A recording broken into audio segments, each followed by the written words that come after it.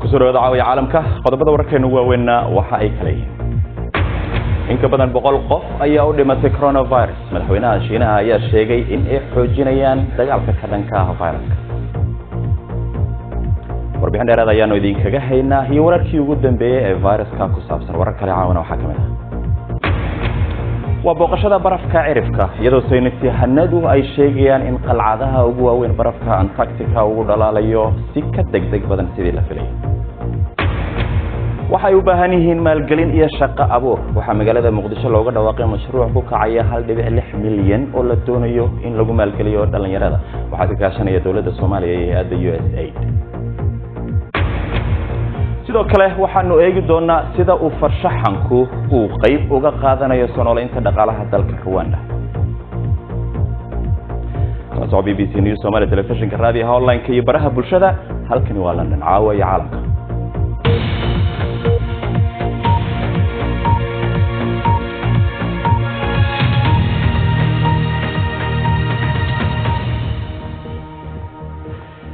habeen wanaagsan daawadayaal waaniga maxamed cabdi xaraar idin la socodsiinaya barnaamijka caawa aan ku bilaabe wararkii ugu dambeeyay viruska corona ee ka dilaacay Shiinaha ayaa sheegaya in tirada dhimashada ay kor u kacday waxayna iminka gaartay ilaa in ka badan 100 qof ilaa 4500 oo xaalad oo virus ah ayaa la soo wariyay hadii aanu eegno Beijing waxa ay xaqiijisay qofkii ugu horeeyay ee caasimadda ku dhintay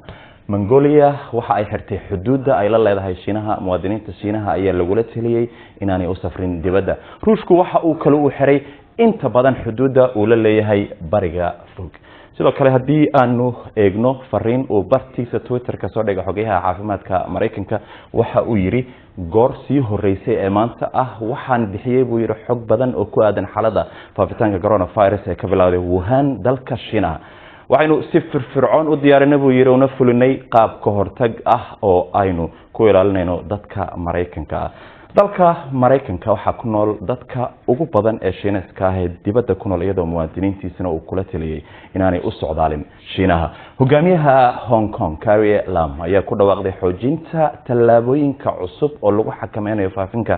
viruskan safarada tareenada ayaa la hakin doona waxa ka dambeeya xilliga saqda dhexe socdaalka duuniyaha sidoo kale waa la hakin doona halka duulimaadyada kala bar la dhimi doono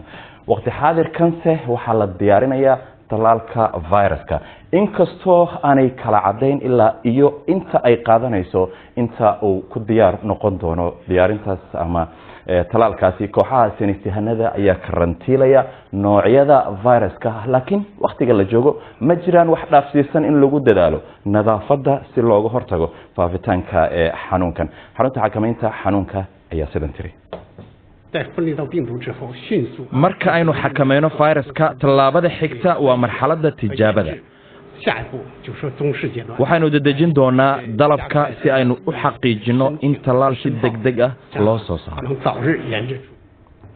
ilaa iyo hadda ma jirto wax dhimasho ah oo ka baxsan dalka Shiinaha laakiin 44 kiis oo ayaa laga soo xaqiijiyay dalal ay kamid yihiin Shiinaha, Japan, Mareykanka iyo Australia wararka imaanaya Afrika ayaa sheegaya in 4 xaaladood oo laga shakisan yahay oo viruska corona looga shakisan yahay looga dhawaaqay Ethiopia midna waxa looga dhawaaqay dalka Kenya qof rakaab ah oo yimid Nairobi kana soo kacay Guangzhou talaadada maanta ah ayaa laga helay calaamado corona virus ah waana la karantiilay wasaxafadeed ay soo saartay shirkadda diyaaradaha Kenya ayaa sheegaysa in go'aankan ay qaateen mas'uuliyiinta garoonka waxaana lagu yiri wasaxafadeedkaasi go'aanka lagu karantiilay baa la yiri qofka rakaabka ah waxa gaaray mas'uuliyiinta caafimaadka ee garoonka Kenya ee ku sugan Jomo Kenyatta Airport hadaba waa kan wariyaha BBC-da Robin Brandt oo ku sugan Shanghai oo inoo haya xog dheeraad ah waxaynu ognahay waa ku dhawaad isku day bandow in lagu soo rago in badan oo wadanka ka mid ah iyadoo dawladda Shiinuhu shalay kordhisay fasaxa sanadka cusub ee Shiinaha taasi waa si looga hortago in kumanaan milyan oo qof ay ku safraan tareenada dayuuradaha iyo basaska maalmaha soo socda magaalada Wuhan halkaasi oo ka bilowday faafitaanku waxaa la diyaarin doonaa isbitaal qaada 10,000 oo sariirood si loogu dabiibo dadka laakiin waxaa jira arrimo ku aadan adeegyada tusaale ahaan ma jiraan dharka ka hortagga oo ay xirtaan shaqaalaha caafimaadka si loo xaqiijiyo inaanay fayraska qaadin marka taasi waxay ku siinaysaa fahamka qaar ka mid ah caqabadaha mas'uuliyiinta Shiinaha ee halkani ay wajahayaan by the Chinese authorities here. وهاجاج مشروعي ugu ee taariikhda ay saynisyahannadu ka sameeyeen Antarctica ayaa lagu xaqiijiyay cabsida laga qabo in ay degdeg u dhalalaan lakabyada barafka ee Antarctica. Aadan Maxamed Axmed Saalimiin ayaa inoo hay warbixintan. ilaa iyo sanadkan kaliya 4 qof ayaa halkan joogay qaybta hore waxa ay ku tilmaameen buuraleyda barafka ee qiyaamaha laakiin inaynu fahanno waxa halkan ka dhacaya waa muhiim.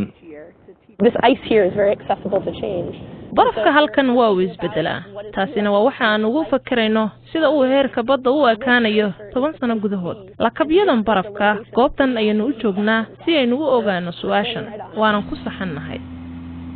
jahwareerka barafka jajaban qaybta hore ee Tuwetis iyo qiyaastii 160 kiiloomitir oo ballaca waxa ay ku soo dhacayaan 3 kiiloomitir oo badda ah sanadkiiba waxa ay ku taalaa xudunta barafka weyn ee galbeedka Antarctica lakabyada barafka waxa ay ka kooban yihiin wax ka badan 3 mitir marka ay baddu kacdo biyaha barafka ayaa ku dhuftay magaalooyin waaweyn oo dunida ah 100 milyan oo qof ay guryahoodii ka saareen in halkan la yimaado ma sahlana waxa ay qaadanaysaa 5 toddobaad in la keeno kooxaha saynisyahanada iyo qalabkooda qaybta hore ee lakabyada barafka in qalab laga howlgeliyo barafka hoostiisa waa jidka kaliya ee lagu bilaabi karo in la fahmo habka shaqada ee halkan laguma samayn karo saadaalin saxa sida heerarka baddu ay u kici doonaan mustaqbalka kani waa markii ugu horeysay dunida markii ugu horeysay ee cidi ay aragto halka buuraha barafku ay ku qulqulaan nuxurku waa halka dhalaalkoodu ka soo bilowdo waan qaylinayay halkaas ayaan joognay waad arkaysaa biyaha fadhiya iyo barafka kugu soo dhacaya iyada oo baddana ay kugu soo socoto tamarta ayaa sii kordhayso lakabyada barafkuna waxay gaareen meel aysan weligood gaarin gaar ahaan qulqulku halkan ayuu ka bilowdaa xaqiiqdii dhibaatada Tuwetis waxa ay tahay iyaga oo ah qaar nugul barafku waxa uu ka soo qulqulayaa galbeedka Antarctica qaybta ugu weyn ee qaaradani waxa ay ka hooseysaa heerka badda taasi macnaheedu waxa ay tahay barafka qabsaday gobolka oo dhan xaqiiqdii in uu si xowli ah dib ugu soo noqon karo shaqada sanadkan saynisyahanadu waxay durba xaqiijiyeen cabsidii ugu xumeyd biyaha hoose ee badweyntu inay aad u dhalaalayaan kuwaas oo ku wareegsan Antarctica inay u soconayaan halka xeebta maxaa yeelay gunta badda hoos ayay u dheer tahay barafkuna waa u dhalaalaya xalataasi ay keenaysaa biyaha badda oo barafka ka yimaada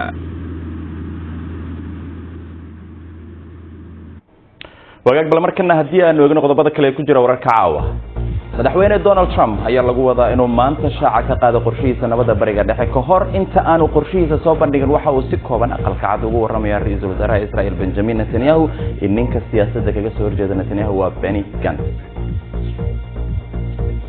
wagaag Taliban ayaa sheegtay in ay ka hortageen isku day ay ciidamada Afghanistan ku doonayeen inay ku tagaan goob ay diyaarad military oo Mareykanku leeyahay ku dhacday militariga Mareykanka ayaa xaqiijiyay in ay mid ka mid ah diyaaradooda ay ku burburtay bariga Afghanistan isniintii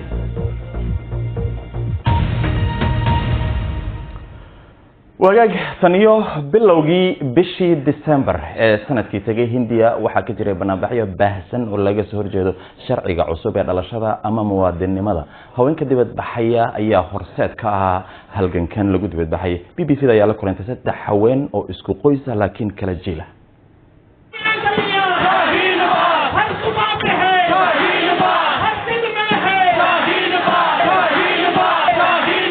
अब शाहीन बाग जलियांवाला बाग बन Shahin Baaq waxay noqotay goob banaanbax यहाँ पे बहुत ही ऐसी haweenan weligood guryahooda ka soo bixin ayaa halkan u fadhiya si ay u badbaadiyaan dastuurka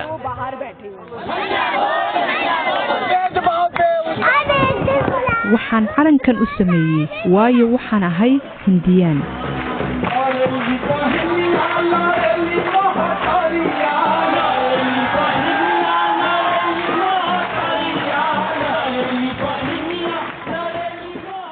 ये सरकार जो है हम मुसलमानों को अलग क्यों कर रही है ये सीए में उन्होंने कहा maxay dawladda muslimka u faquuqaysaa waxay sheegeen in sharciga cusub cid walba dhalasho ay siinayso laga reebo muslimiinta waan ka soo horjeednaa sharcigan cunsuriga ah waxaan rabnaa in la baabi'iyo और हम रिक्वेस्ट करते हैं ये कानून को रद्द कर दो हमने कहा चलो तुम भी देखो waxaan u sheegay inanteeda inay iyana gabadheeda soo kaxayso si ay uga qayb galaan banaanbaxyada iyo inay ka qayb galaan halganka waxaanu halkan u joognaa inaan dalkayaga badbaadino मेरी बेटी 5+ है gabadhaydu waa 5 jir ma waxaan u sheegaa inay dawladdu rabto inay dadka kala qaybiso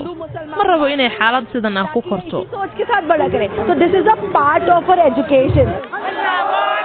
जो ये बच्ची यहाँ tani waa qayb ka mid ah waxbarashadeeda waxay oran kartaa iyadoon dibnaha eegayn और she can even say कि before waxaan ahay qof hindiya u dhashay ये जो protest हो रहा है ना muslim un ma aha dadka dibadbaxaya ee waxaa kaloo jooga sikhis hinduuga iyo kristaanka जब घर की बेटियां नो इनकलाब गूंजा है शाहीन बाग से यहाँ पे यही रहता है कि हम लोग habeenkii oo dhan halkan ayaynu joognaa waanu heesnaa waxaanu ku falanqaynaa xeerka dhalashada यहाँ पे सारी एज की और sida loo bedelayo haween kala duwan ayaa halkan har iyo habeen jooga waxay soo galaan waqtiyo kala duwan waxayna aqriyaan dastuurka तो ये उन सब bannaanbaxani wuxuu jawaab u yahay kuwa ka shakiya haweenka hindiya weelka un ma dhaqno caruurtana ma korino sidana waanu naqaan iyo dibadbax marwalba waxaad nagala socon kartaan BBC Somali Facebook fadlan raadi BBC News Somali halkaas oo aad warar badan ka heli kartaan sidoo kale waxaad nagala socon kartaan BBC Somali Twitter iyo Instagram wali waxa inoo soo socdo aad qaybta dambe ee barnaamijka ku daawan doontaan waa dhalinyaro u baahan maalgelin iyo shaqo abuur waxay joogaan magaalada Muqdisho oo laga dhawaaqay mashruuc 1.6 milyan oo ku kacayo qaybta dambe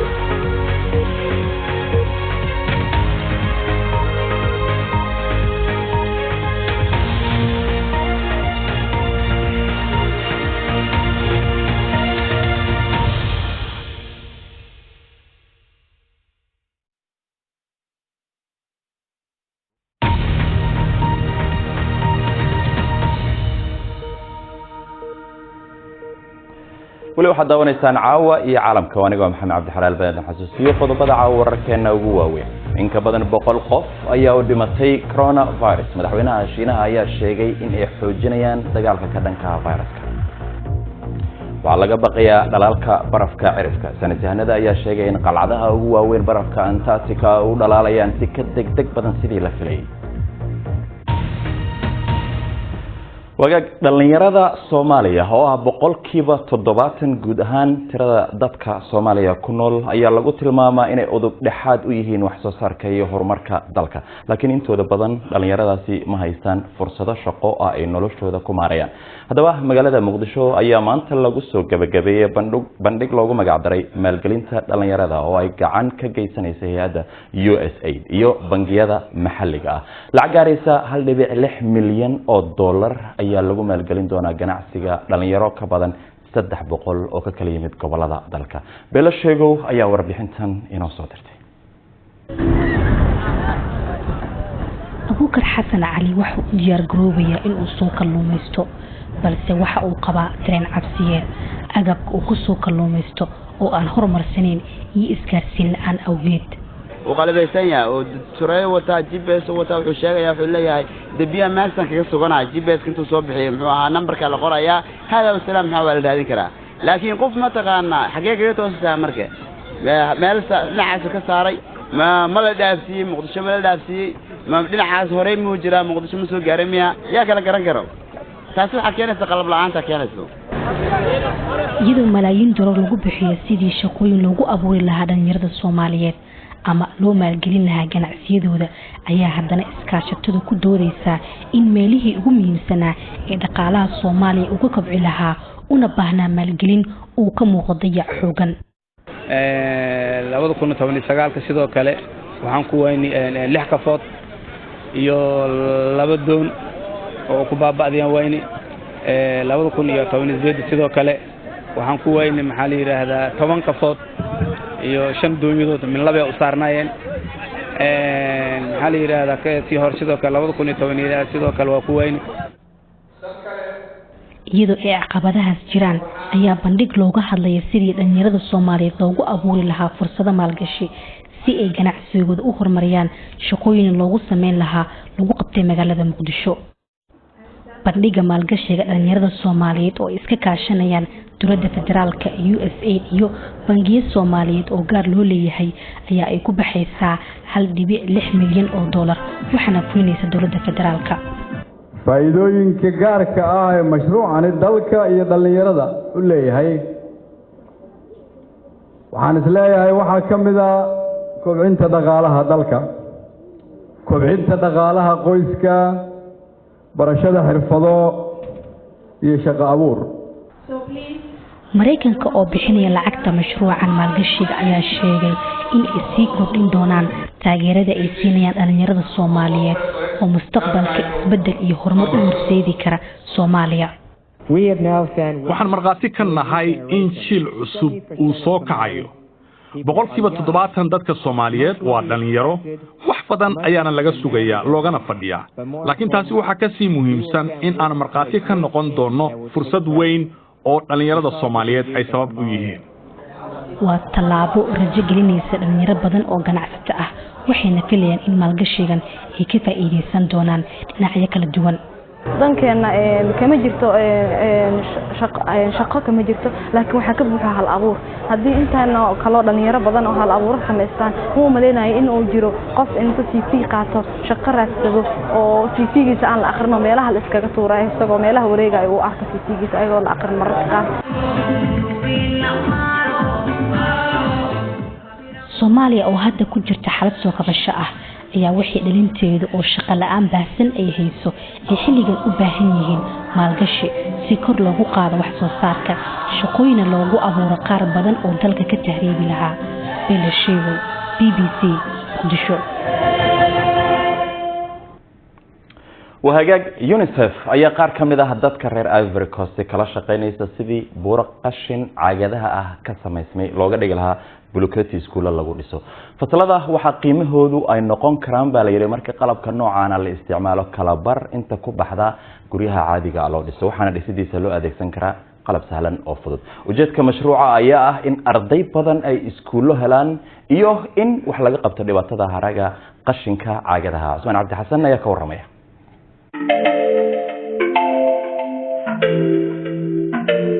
dhismaha qolalkan waxa laga sameeyay caagadaha la tuuro Ivory Coast ayayna ku yaalaan halkaasi oo 1.6 milyan oo caruur ah aysan iskuul tagin mid ka mid ah sababaha ayaa ah inaysan jirin fasalo ardayda ku filan balse ilaa 2018 caagadaha la tuuro waxa laga sameeyay fasalo gaaraya 26 in ka badan 40 sano ay Angelina macallimad ahay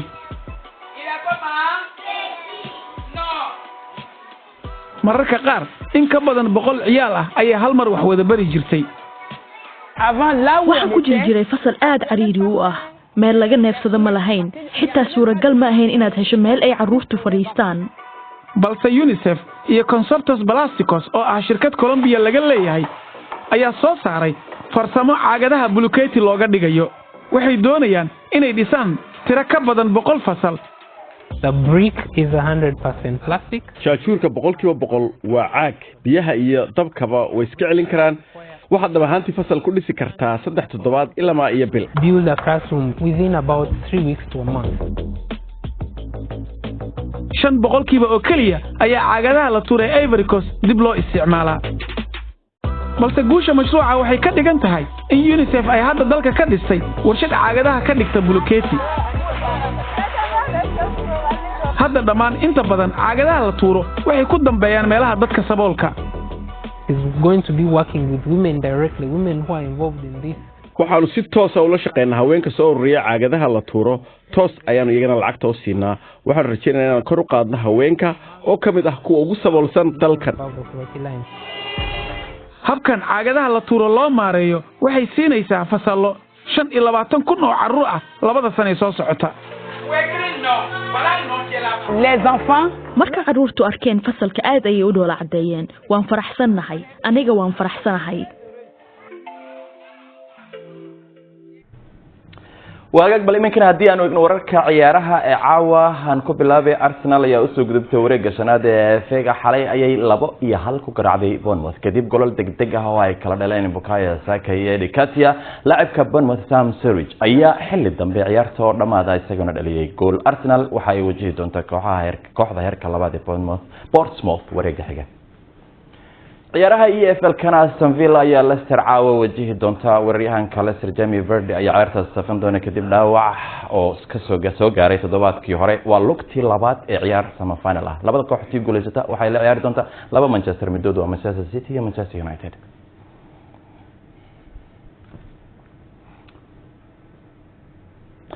dad badan oo ay wajiyadoodu farxad ka muuqato ayaa isugu soo baxay Qaahira si ay u soo dhaweeyaan kooxda xulka qaranka kubadda gacanta Masar oo ku soo guuleystay koobka qaramada Afrika waxay ka adkaadeen Tunisia waxayna aadi doonaan koobka ciyaaraha Olombikada Tokyo 2020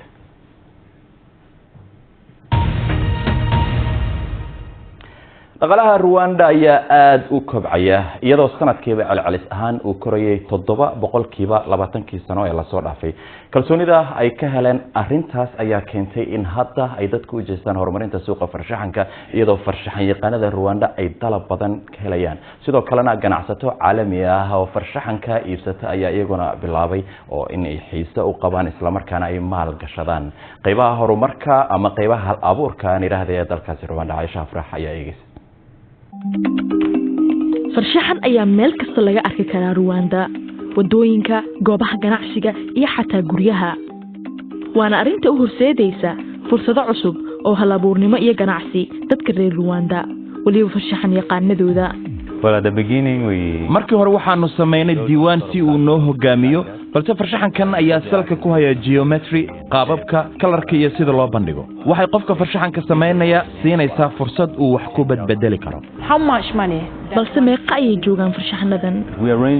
inta u dhaxaysa $2 ilaa $50 mararka qaar waxaana la weydiiyaa naqshad gooni ah oo weyn oo lagu iibin karo $200 baahida loo qabo farshaxanka ayaa sii siyaadayso waxay taasi keentay in la sameeyo goobo lagu xafido laguna soo bandhigo farshaxanka waliba 2018 waxa Kigali laga furay madxafkii ugu horeeyay ee lagu soo bandhigay farshaxanada ay sameeyeen jiilkan cusub ee Rwanda